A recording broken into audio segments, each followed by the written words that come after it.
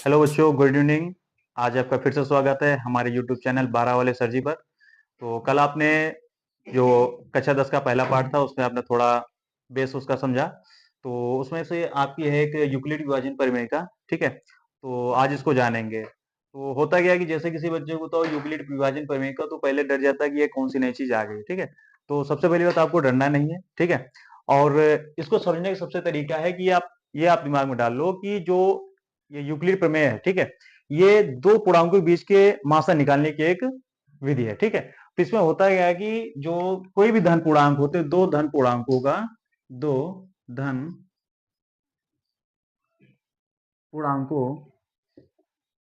का HCF, highest common factor इसको बोलते हैं, मासा।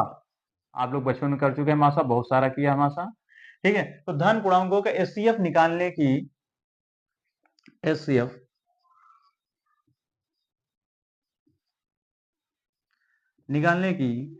विधि होती है, ये आप समझ लीजिए। तो बस आपको समझ में आ जाएगा, ठीक है।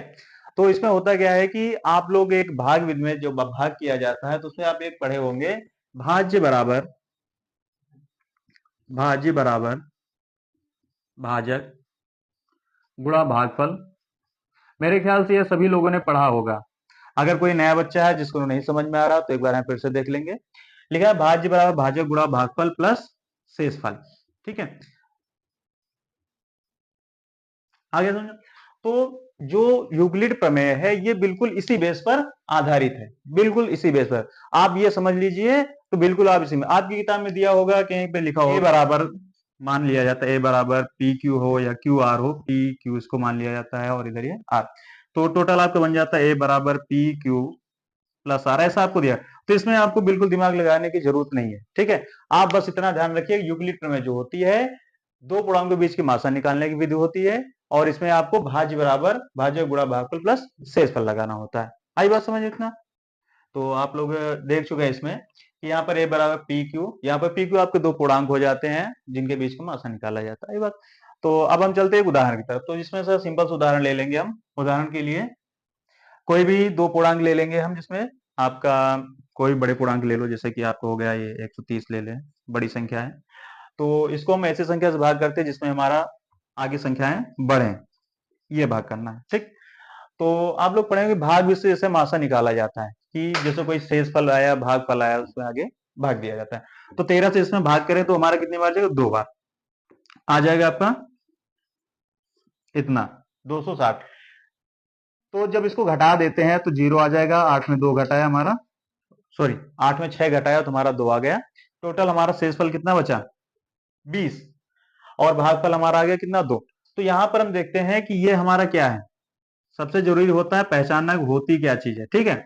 ये होता है हमारा भाजक। भाज्य और भाजक आपको समझने की सबसे अच्छी ट्रिक यह है कि जब भी किसी संख्या से भाग दिया जाता है तो होता है भाजक। किसी भी संख्या को भाग देने वाली संख्या हमारी होती है क्या, भाजक, ठीक है। और जिस संख्या में भाग दिया जाता है वो होता है भाज्य। अब भाज्य पहचानने की सबसे अच्छी ट्रिक है क्या, कि जैसे आप लोगों को पढ़ा, दो से विभाज्य होने वाली संख्याएं, दो से विभाज्य होने वाली संख्याएं जो होती हैं उन्हीं को हम भाज्य संख्या कह सकते हैं। तो यहाँ पे जो भाज्य होगी, जो बीच वाला होता है जिसमें भाग जाता है। आई बात समझ में। तो ये हमारा हो जाएगा भाज्य। बच्चों को सबसे ज्यादा इसी में कंफ्यूजन होता है, किसी को भाज्य बोलते हैं, किसको भाजक बोलते हैं, ठीक है। तो अब सभी को कंफ्यूजन दूर हो गया। अब इसमें आपका आ जाएगा, ये हमारा हो जाता है भागफल, ये हमारा होता है भागफल। और लास्ट में जो आता है ये हो जाता है हमारा शेषफल, ठीक। आई बात समझ। अब आगे हम चलते हैं इसमें कि जो यूक्लिड प्रमेय आगे हमारी कैसे होगी, तो समझ देखते हैं इसमें। जो हमारा शेषफल इधर बच्चों 20 आया तो इसको घटाना, तो मासा निकालने भाग से क्या करते हैं, जो इधर हमारा शेष आता है, ठीक, इसी से जो हमारी पहली संख्या होती है जो भाजक होता है उसको भाग दे दिया जाता है। तो यहां पर कितना है, 130। तो जब 20 से 130 में भाग देंगे तो कितनी बार जाएगा बच्चों, दो छह, वो 6 बार आपका चले जाएगा। तो 6 शून्य शून्य, 6 दूनी 12, आगे आपका 120, ठीक है। तो फिर हम इसको घटा लेंगे तो यहाँ पे जीरो आ जाएगा, 3 में 2 घटा 1 आ गया, आपका कितना आ गया, 10, ठीक। अब 10 से एक बार देखेंगे हम, फिर 20 को भाग करके। और अच्छा, ये हम कब तक करते रहते हैं, सबसे जरूरी बात तो ये है, ठीक है। हम इसको तब तक करते रहे जब तक हमारा लास्ट में यहाँ पर शेषफल जीरो ना आ जाए। आई बात समझ में। तो इधर दिखाई दे रहा सभी को। तो इसमें हम देखते हैं कि जो 10 आया है, 10 से हम इसमें फिर भाग देंगे, 2 बार जाएगा, 10 दुनिया 20 आ गया। तो ये हमारा शेषफल यहाँ पर कितना आ गया, 0। तो हमको यहीं तक करना है था, जब हमारा शेषफल 0 आ जाए तो समझ लेना चाहिए जिस संख्या से हम आखिरी में भाग दिए थे, जिससे भागफल करने में 0 आ रहा, यही हमारा इसका मासा हो जाता है। आई बात समझ में। और यूक्लिड में आपको लिखने का तरीका ये जैसे बताया जाता है, जो भी संख्या से भाग करें, भाज्य बराबर भाजक गुणा भागफल आना चाहिए, ठीक है। बस, और इसमें आपको कोई फालतू की बात नहीं सोचनी, बिल्कुल आसानी से आपके सवाल हो जाएंगे, ठीक है। आई बात समझ में। तो अब आगे चलते हैं हम आपके सवाल पर, जो आपकी अब आज से प्रश्नावली चालू होती है, ठीक है। तो बच्चों हम आ गए हैं अब आपकी एक्सरसाइज पर। आपकी पहली एक्सरसाइज है प्रश्नावली 1A, ठीक है। तो पहला सवाल आपके लिखा है 135 तथा 225। इसको करना क्या है कि आपकी बुक में दिया गया है कि निम्नलिखित संख्याओं का एचसीएफ ज्ञात करने के लिए यूक्लिड विभाजन एल्गोरिदम मतलब प्रमेय का यूज आपको करना है। तो कैसे करेंगे, सिंपल सी बात है। इसमें देखते हैं कि जो संख्या छोटी हो, जैसे कि लिखा आपका 135 और 225, इसमें छोटी कौन सी संख्या है, 135, ठीक है।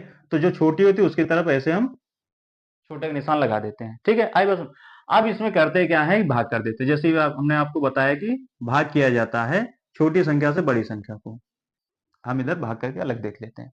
कितनी बार जाएगा, एक बार जाएगा, घटा देंगे, इसमें आपका 0 आ जाएगा, हासिल जाएगा, इधर 12 में 3 घटाएंगे और इधर ये आपका 0 है। तो यहाँ पे लास्ट में शेषफल आपका कितना बचा, तो यहाँ पे लिख लेंगे। सूत्र आपको बताया था, भाज्य बराबर भाजक गुणा भागफल प्लस शेषफल। यूक्लिड प्रमेय में आपको इसी तरह से लिखना है, ठीक है। कैसे लिखना है, तो यहाँ पे भाज्य कितना था हमारा, भाज्य हमारा कितना था 225, जिसमें भाग दिया जाए। तो यहाँ पर आप लिख लेंगे 225 बराबर भाज्य कितना था 135। अगर हम 135 में 1 का गुणा करें, ठीक है, तो यहाँ पर भागफल हमारा कितना मिल जाएगा, भागफल। तो भाज्य भागफल हमारा कितना आया, 1 आया, प्लस शेषफल हमारा कितना है 90। तो 135 गुणा 1 में करे वो 90 जोड़ दे तो हमारा फिर कितना मिल जाएगा, 225 हमारा फिर मिल जाएगा, ठीक है। तो आपको पहले स्टेप में ऐसे ही लिखना है, आप यहाँ पे इसको पहला स्टेप मान लीजिए, ठीक।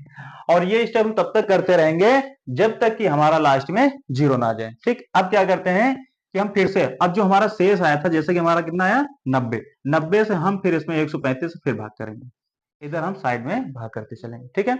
तो 90 से जब इसमें भाग करेंगे तो हमारा कितनी बार जाएगा, एक बार फिर जाएगा, तो कितना आ जाएगा 90 आ जाएगा। घटा देंगे तो 5 में 0 आ जाएगा, 5 आ जाएगा, और इधर 13 में 9 घटा देंगे तो हमारा कितना आ जाएगा 4 आ जाएगा। आई बात। यहाँ पर फिर हमें शेषफल 0 नहीं मिला तो इसको हम फिर लिख लेंगे भाज्य बराबर भाज्य गुणा भागफल प्लस शेषफल के रूप में। तो यहाँ पर हमारा भाज्य कितना हो जाएगा 135, ठीक है, क्योंकि भाज्य यहाँ पर 135 है ना। 135 कहां से आ गया भाज्य, तो एक, अरे वीडियो ठंडा कट हो रहा, तो चलें तो बाद में। तो यहाँ पर हमारा भाज्य हो जाता है 135। तो 135 पर हम क्या लिखेंगे, जो भी हमारा भाज्य कितना था, भाजक हमारा कितना था 90, 90 का गुणा करेंगे भागफल से कितना आ जाएगा 1, और प्लस इसमें कितना कर देंगे, शेषफल हमारा कितना बचा 45, ठीक है। ये प्रक्रिया हम एक बार फिर से दोहराएंगे जब तक हमारा शेषफल 0 नहीं। तो यहाँ पर शेषफल हमारा कितना बचा था 45, 45 से एक बार हम फिर 90 को भाग करेंगे, ठीक है। तो 90 से भाग करेंगे, 2 बार जाएगा, आपका आ जाएगा 90। तो यहाँ पर शेषफल को कितना बचा 0, ठीक।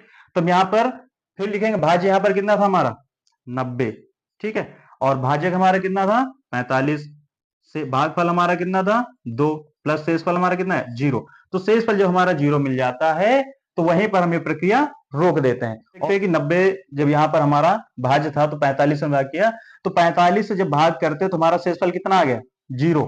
तो जब जिस संख्या से भाग करने में हमारा शेषफल 0 आए वही हमारा यहाँ पर मासा हो जाता है। तो यहाँ पर मासा कितना हो जाए, मासा बराबर हम लिख लेंगे यहाँ पर 45, ठीक है।